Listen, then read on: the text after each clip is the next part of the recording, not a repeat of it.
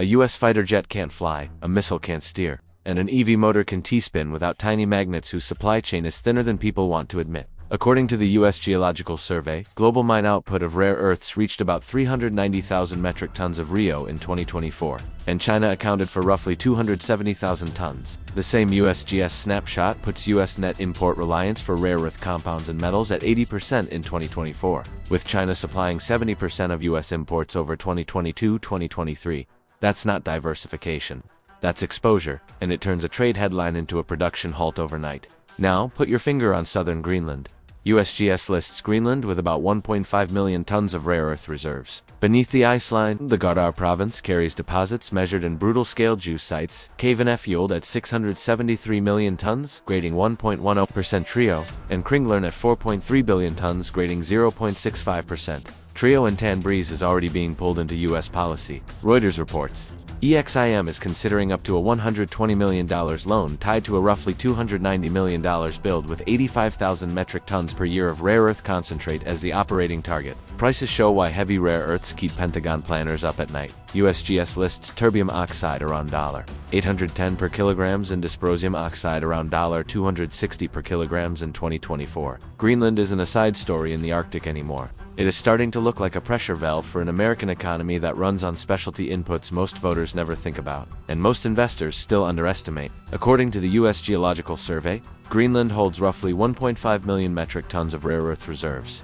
That number matters less as a bragging right and more as a bargaining chip, because the real choke point isn't having rocks. It's whether those rocks can become separated oxides, metals, and then magnets without getting squeezed by a single dominant supplier. Southern Greenland is where this stops being theoretical. The Geological Survey of Denmark and Greenland describes the Gardar province as home to deposits with scale that reads like industrial arithmetic, not exploration hype fan. At 673 million tons, grading 1.10%, TREO, and Greenland at 4.3 billion tons, grading 0.65%. Trio investors hear billions of tons and think inevitability. Permitting, social license, and processing reality say otherwise. Tanbreez is the part of this story that's closest to the U.S. national interest bloodstream.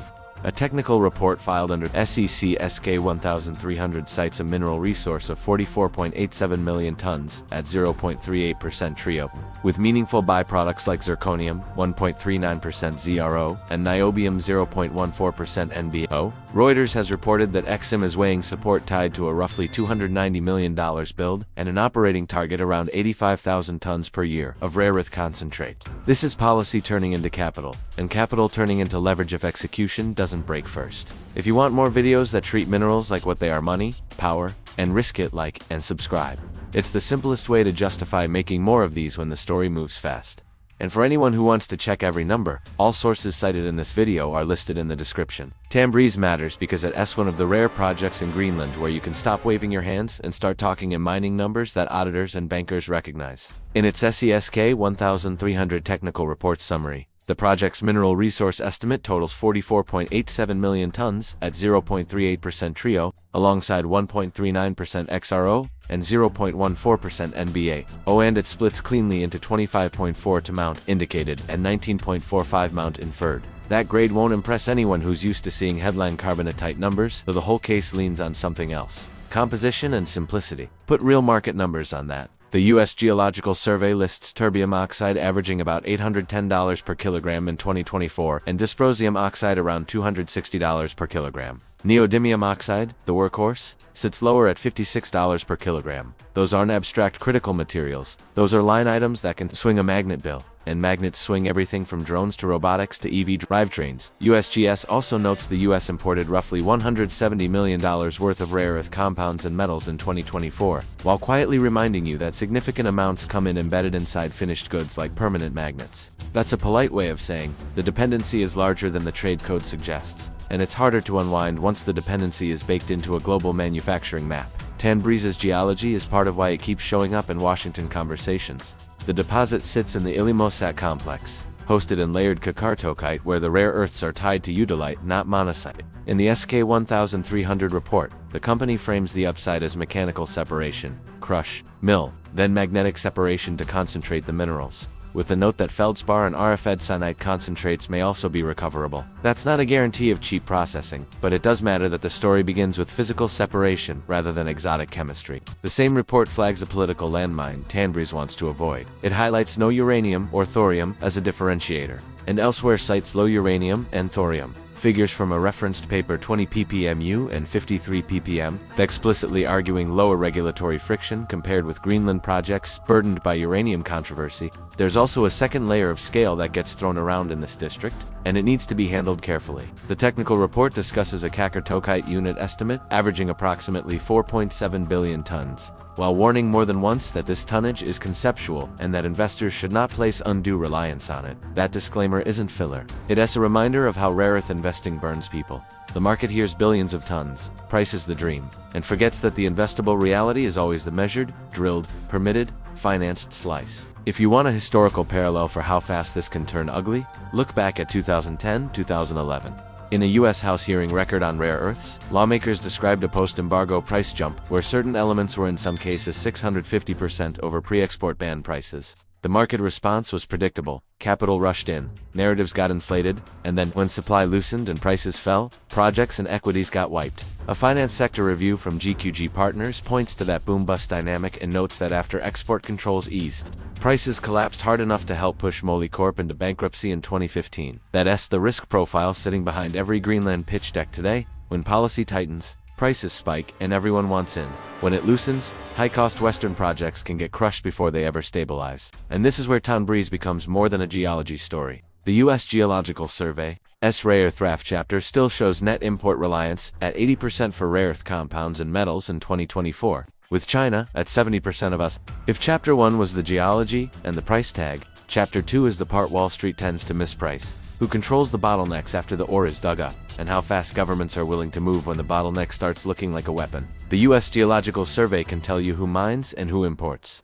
But the real leverage sits one step downstream, in separation, chemistry, and magnet-grade metals. That's where China's position still dominates the conversation, and Beijing keeps signaling it knows it. Reuters reported that China imposed export restrictions on rare earth elements in April 2025 as part of a broader tariff response, explicitly tightening supply to the West for minerals used across defense and electronics. Reuters also reported China's 2025 rare earth exports hit 62,585 metric tons, the highest since at least 2014, even while new controls were being layered in, meaning the faucet can flow or tighten based on politics, not market logic. That's the setting where Greenland stops being a curiosity and starts looking like an option on U.S. resilience and option with execution risk. Reuters has described the Tanbreez build as roughly $290 million, with a target of 85,000 metric tons per year of rare earth concentrate once fully operational.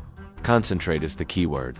Concentrate is not separated oxides, not metal, not finished magnets. Investors love to treat mine start as the finish line because it has a clean narrative, or out, money in rare earths. Punish that thinking. You can get a mine online and still be hostage to foreign processing if the rest of the chain is missing. Washington is trying to close that gap with subsidies that sound small until you realize they re-aimed at very specific choke points. The FY 2025 Defense Production Act purchases justification shows $94.072 million awarded in FY 2023 to advance NDFEB rare earth permanent magnet production, and it explicitly frames more investments as part of upstream security. The Commerce Department's Section 232 report, appendices on NDFEB magnets, push the same direction. Keep using DPA Title III funding, build domestic refining and alloy production, and tie policy tools to magnet supply as a national security issue, not just an industrial policy hobbyhorse.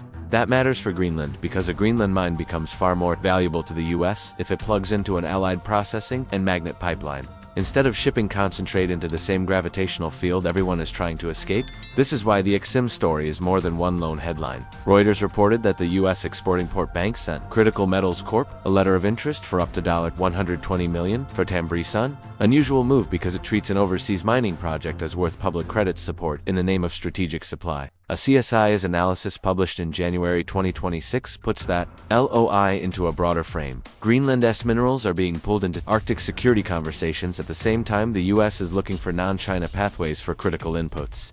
Reuters went further in October 2025, reporting the U.S. administration was even eyeing an equity stake linked to the Tanbreez developer, and again repeated the 80 tons year concentrate expectation while noting other strategic materials at the site like gallium and tantalum. exactly the sort of side stream value that can change project economics when rare earth pricing turns. It's tempting to treat this as a neat America finds a new supply storyline.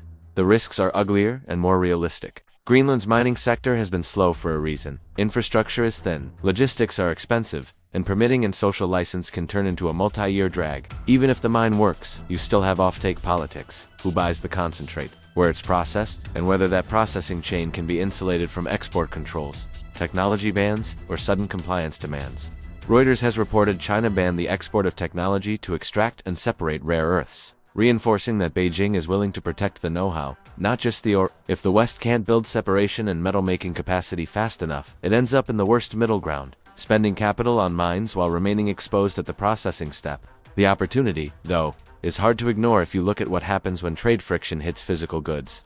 Reuters reported in January 2026 that China's rare earth magnet exports to the U.S. fell 20.3% in 2025 to 5,933 tons, and that the flows swung around policy signals and meetings at the head of state level. That's not a stable procurement environment for anyone building aircraft, missiles, industrial robots, or EV supply chains. In that light, even a partial Allied supply chain Greenland feedstock paired with North American or Allied separation and magnet capacitors starts looking like a hedge. You buy before the market panics, not after, and the U.S. political system is plainly warming to more direct intervention.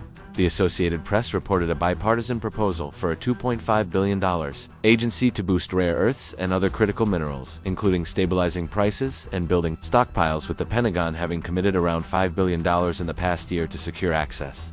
Here's the uncomfortable part for investors. The same state involvement that Gardar project can also distort it. Subsidies chase headlines. Elections change priorities. Commodity cycles don't care about speeches. Greenland is sitting at the intersection of all of its geology, alliance management, industrial policy, and a supply chain that can be tightened with a stamp. That's why the timeline matters more than the tonnage, and why the next constraint isn't is the deposit real. But can the West build the rest of the machine fast enough to make the deposit count? This is what makes Greenland so dangerous to ignore. The US doesn't need a total cutoff to get hurt. A small messy squeeze at the wrong time is enough. According to the U.S. Geological Survey, the United States still sat at 80% net import reliance for rare earth compounds. So the lesson isn't inspirational, it's operational. First, treat a Greenland mine as only one leg of the stool. A concentrate stream without allied separation and metal making is still exposure, just rerouted. Second, expect volatility that isn't tied to supply and demand spreadsheets. The 2010-2011 episode taught markets what happens when politics hits a narrow supply chain,